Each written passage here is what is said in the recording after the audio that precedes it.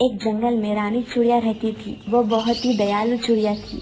कुछ दिन पहले एक हादसे में उसके पति की मौत हो जाती है। वो अपने अंडे के साथ एक घोंसले में रहती थी। कुछ दिनों से उसकी तबीयत ठीक नहीं थी। वो तोते के पास जाती है जो कि एक डॉक्टर है।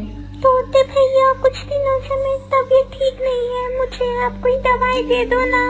रानी चिड़िया, तुम्हारी मर्ज की दवाई मेरे पास नहीं है। तुम्हें देखकर लगता है कि तुम कुछ ही दिन की मेहमान हो। तोते भैया, मैं अकेली रहती तो मुझे डर नहीं था, लेकिन मेरे साथ मेरा अंडा है। अगर मेरे को कुछ हो गया तो मेरे अंडे का ख्याल कौन रखेगा? अगर आप बुरा ना माने तो क्या आप इसे पाल सकते हैं? और रानी चिड़िया, तुम्हें तो पता है मैं अकेले रहता हूँ। मुझे खाने की तलाश में जंगल जाना पड़ता है। ऐसा करो, तुम एक काम करो कि तुम्हारा अंडा कौवे को दे दो। कालू कौवा उसे संभाल लेगा। अब रानी चिड़िया परेशान होकर कौवे के पास जाती है। कालू कौवे, क्या तुम मेरी मदद कर सकते हो? मैं ज्यादा दिन नहीं रह सकती, प्लीज तुम मेरे अंडे की हिफाजत करना। और तभी कौवे की बीवी सुंदरी बोलती है, ना ना रानी चिड़िया, मेरा भी अंडा है, मुझे भी उसकी हिफाजत करनी है। तुम किसी और के पास चली जाओ, हम ना रख पाएंगे तुम्हारे अंडे का ख्याल। बेचारी रानी चिड़िया वहाँ से उदास होकर चली जाती है। तभी कालू कौवा अपनी सुंदरी को बोलता है, सुंदरी, क्या हो जाता अगर हम उसके अंडे का ख्याल रख लेते? तुम्हें तो पता है हमने कितनी बार उसका दाना चुरा कर खाया है। तुम अपना मुंह बंद करो, आए बड़ी मदद करने वाले।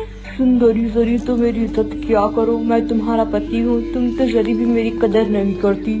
वो दोनों सो जाते हैं। तभी कालू कौवा रानी चिड़िया के पास जाता है, मगर जब तक रानी चिड़िया मर चुकी थी। रानी बहन, मुझे माफ करना, तुम कितनी अच्छी थी। हमने तुम्हारी बात नहीं सुनी, मगर तुम फिक्र मत करना, अब से तुम्हारे अंडे का ख्याल मैं रखूंगा। और कालू कौवा रानी चिड़िया का अंडा लाके अपने घोंसले में रख लेता है और अगले दिन सारी बात सुंदरी को बताता है। कालू कौवे, मुझे माफ कर दो, अब मैं इस अंडे का ख्याल मेरे बच्चे से भी ज्यादा रखूंगी। ऐसे ही काफी दिन चले जाते हैं। फिर एक दिन अंडे में से एक खूबसूरत चिड़िया का बच्चा और कौवे का बच्चा निकलता है। कालू कौवा और सुंदरी उस बच्चे का अच्छे से ख्याल रखते हैं। तो ये थी आज की हमारी कहानी। क्या आपको पता है रानी चिड़िया किससे दवाई लेने जाती है? अगर आपको पता है तो आप कमेंट कीजिए। जंगल में दो चिड़िया रहा करती थी। एक का नाम था रानी चिड़िया और दूसरे का नाम था टीना चिड़िया। टीना चिड़िया और रानी चिड़िया वो दोनों एक बहनें थी। टीना चिड़िया रानी चिड़िया से बहुत ज्यादा खूबसूरत थी, वहीं रानी चिड़िया बहुत ज्यादा खूबसूरत नहीं थी। अरे रानी चिड़िया, तुम कितनी ज्यादा बदसूरत हो, और मुझे देखो मैं कितनी खूबसूरत हूँ, तुम तो काली कलौटी हो। कोई नहीं टीना चिड़िया, अगर मैं इतनी खूबसूरत नहीं हूँ। तभी उनकी माँ शीला चिड़िया आ जाती है। सुनो रानी चिड़िया, कल तुम्हें देखने के लिए रिश्ते वाले आएंगे। माँ, मैं रानी चिड़िया से बड़ी हूँ, चलो फिर भी कोई बात नहीं।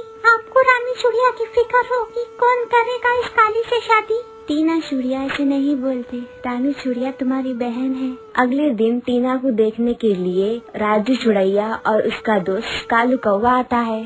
आइए बैठिए रानी चिड़िया, जल्दी आओ, मेहमान आए हैं। रानी चिड़िया वहाँ पर आती है। राजू चिड़िया उसको देखकर बोलता है, शीला चिड़िया, मैं नहीं करूँगा इस काली से शादी, सब मेरा मजाक उड़ाएंगे। हाँ शीला चिड़िया, मेरा दोस्त किसी से कम थोड़ी है, उसे और अच्छी लड़की मिल जाएगी। आपकी बड़ी बेटी टीना चिड़िया कहाँ है? वो बहुत खूबसूरत है, आप उसकी शादी राजू से करवा दीजिए। माँ, कोई नहीं, अगर उन्हें टीना से शादी करनी है तो करवा दीजिए।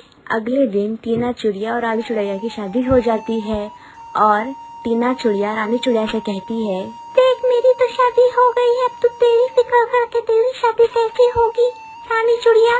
उतने में राजू चिड़िया आता है। टीना चिड़िया, कहाँ थी तुम? मैं तुम्हें कितनी देर से ढूंढ रहा था। तुम हर पल मुझ पे नजर रख के क्यों बैठे रहते हो? जाओ जल्दी से मेरे लिए दाना लेकर आओ, मुझे भूख लग रही है। और बेचारा राजू चिड़िया दाने की तलाश में निकल गया। तो उसका दोस्त कालू कौवा बोला, और भाई क्या हाल है शादी के बाद तुम्हारे? यार मैं बहुत परेशान हूँ, लगता है मैंने टीना चिड़िया से शादी करके बहुत बड़ी गलती कर दी। वो खूबसूरती के आगे कुछ नहीं समझती है, उससे अच्छा होता कि मैं रानी चिड़िया से शादी कर लेता। वैसे ही काफी दिन गुजर जाते हैं। टीना चिड़िया ऐसे ही अपने पति पर अत्याचार करती रहती है। और अब वो उससे तंग आ जाता है। टीना चुड़िया निकल जाओ मेरी घर से, तुमने मुझे बहुत तंग कर लिया। तुमसे अच्छी तो तुम्हारी बहन रानी चुड़िया है। खूबसूरती ही सब कुछ नहीं होती है, मुझे समझ आ गया है। मैंने तुमसे शादी करके बहुत बड़ी गलती कर दी है। और अब बेचारी टीना चुड़िया को अपनी गलती का एहसास हो जाता है और वो रानी चुड़िया से माफी मांगती है। रानी चुड़िया मुझे माफ कर दो, मैंने तुम्हारे साथ बहुत गलत किया है, तुम्हारे रंग का मजाक उड़ाया। और रानी चुड़िया टीना चुड़िया को माफ कर देती है और वो सब एक साथ खुश रहते हैं। तो ये थी आज की कहानी। जंगल में एक पेड़ पर रानी चिड़िया का घोंसला था। एक दिन एक कौवा कहीं से उड़ता हुआ आया और चिड़िया के घोंसले के पास बैठ गया। उसने चिड़िया से प्यार भरी बातें की और दोनों में दोस्ती हो गई। उस दिन के बाद से कौवा रोज रानी चिड़िया के पास आने लगा। दोनों ढेर सारी बातें करते और रोज एक दूसरे के साथ टाइम बिताते थे। कई बार खाने की तलाश में भी साथ साथ जाते थे। एक दिन कौवा और चिड़िया खाने की तलाश में निकले। उड़ते उड़ते वो एक गांव में पहुंचे। वहां एक घर के आंगन में चटाई पर मिर्ची सूख रही थी। जब कौवे की नजर लाल मिर्च पे पड़ी तो वो चिड़िया से बोला, देखो देखो लाल मिर्च। और वो दोनों चटाई के पास आकर बैठ गए। चिड़िया बोली, चलो एक कंपटीशन करते हैं, देखते हैं कौन ज्यादा मिर्ची खा पाता है। ठीक है, लेकिन जो जीता वो दूसरे को खा जाएगा। कौवा कंपटीशन के लिए तैयार हो गया। चिड़िया ने सोचा कौवा मजाक कर रहा है, इसलिए वो भी तैयार हो गई। दोनों ने मिर्ची खाना शुरू कर दिया। चिड़िया ईमानदारी के साथ मिर्ची खा रही थी, लेकिन कौवा चिड़िया रानी के नजर से बचते हुए बेईमानी कर रहा था। कुछ मिर्ची खा लेता और कुछ मिर्ची चटाई के नीचे छुपा देता और इसी बेईमानी की वजह से कौवा जीत गया। और इसी जीत की खुशी में वो चिल्लाया, मैं जीत गया और मैं तुम्हें अब खाऊंगा। कौवे की बात सुनकर रानी चिड़िया बहुत दुखी हुई। वो कौवे को अपना दोस्त समझती थी, लेकिन कौवे ने अपना असली रंग दिखा ही दिया। कौवा चिड़िया को खाने के लिए उतावला होने लगा। तब चिड़िया बोली, ठीक है तुम मुझे खा सकते हो, लेकिन मुझे खाने से पहले अपनी चोंच धोकर आओ। पता नहीं तुम क्या क्या खाते हो और तुम्हारी चोंच बहुत गंदी रहती है। कौवा चिड़िया की बात मान गया और उड़कर नदी के किनारे चला गया। जब उसने नदी से पानी मांगा तो नदी बोली, मैं तुम्हें पानी देने तैयार हूँ, लेकिन तुम उससे पहले एक मटका लेकर आओ और जितना चाहे उतना पानी लेकर चले जाओ। और कौवा उड़ता हुआ कुमार के पास गया। सुनो, मेरे लिए एक अच्छा सा मटका बनाओ। कुमार बोला, मैं तुम्हारे लिए मटका बना दूंगा, लेकिन मेरे पास मिट्टी नहीं है, मुझे थोड़ी मिट्टी ला कर दो।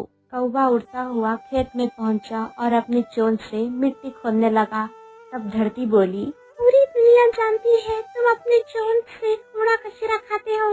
मैं अपनी मिट्टी पर तुम्हें चोंच मारने नहीं दूंगी। जाओ और फावड़ा लेकर आओ। और कौवा लोहार के पास जाता है और उससे बोला, मुझे एक फावड़ा बना कर दो। तो लोहार बोला, अगर तुम्हें फावड़ा चाहिए तो मुझे आग ला कर दो। कौवा एक पास में किसान के घर में गया, जहाँ किसान की पत्नी खाना बना रही थी। और कौवा बोला, मुझे आग चाहिए। किसान की पत्नी ने चूल्हे में जलती हुई लकड़ी निकालकर कौवे के मुंह में रख दी। आग के चप्पे कौवे के पंखों पर लग गई और कुछ ही देर में कौवा जलकर राख हो गया। और इस तरह कौवे को अपने धोखे की सजा मिल जाती है। एक घना जंगल था, वहाँ हर तरह के छोटे बड़े जानवर और पक्षी रहा करते थे। उसी जंगल की एक टहनी पर नन्ही चिड़िया अपना घोंसला बनाकर रहा करती थी। लग जाती है, सारे जानवर चिल्लाने लगते हैं, भागो भाई भागो यहाँ से, आग लग गई है। नन्ही चिड़िया जिस पेड़ में रहा करती थी उस पेड़ में भी आग लग जाती है। नन्ही चिड़िया को वो घोंसला छोड़ना पड़ता है, लेकिन वो घबराती नहीं है। वो नदी की ओर जाती है और अपने चोंच में पानी भरकर जंगल की ओर जाती है और चोंच में भरा पानी आग में डालकर और दोबारा अपनी चोंच में पानी भरकर जंगल की ओर जाती है और वो पानी आग में डालती है।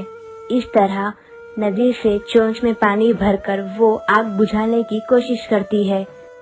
हे भगवान, मुझे जंगल को बचाना होगा, नहीं तो आग में जलकर सब मर जाएंगे। चिड़िया को पानी डालता देख जंगल के जानवर बोले, हे चिड़िया रानी, ये क्या कर रही हो? चोंच भर पानी से जंगल की आग बुझा रही हो। पागलपन छोड़ो और यहाँ से भाग जाओ, जंगल की आग ऐसे बुझने नहीं वाली। इनकी बात सुनकर नन्ही चिड़िया बोली, तुम लोगों को भागना है तो भागो, मैं नहीं भागूंगी। ये जंगल मेरा घर है और मैं मेरे घर को बचाने के लिए कुछ भी करूंगी, फिर कोई मेरा साथ दे ना दे। चिड़िया की बात सुनकर सारे जानवरों का सर शर्म से झुक जाता है। उन्हें अपनी गलती का एहसास हो गया था। सब ने नन्ही चिड़िया से माफी मांगी। तुम सही कह रही हो चिड़िया रानी, हमें माफ कर दो। ये जंगल हमारा घर है और हमें इसे बचाना होगा। फिर सभी जानवर इस जंगल की आग को बुझाने की कोशिश करते हैं। आखिर में इनकी मेहनत रंग लाती है और जंगल की आग बुझ जाती है।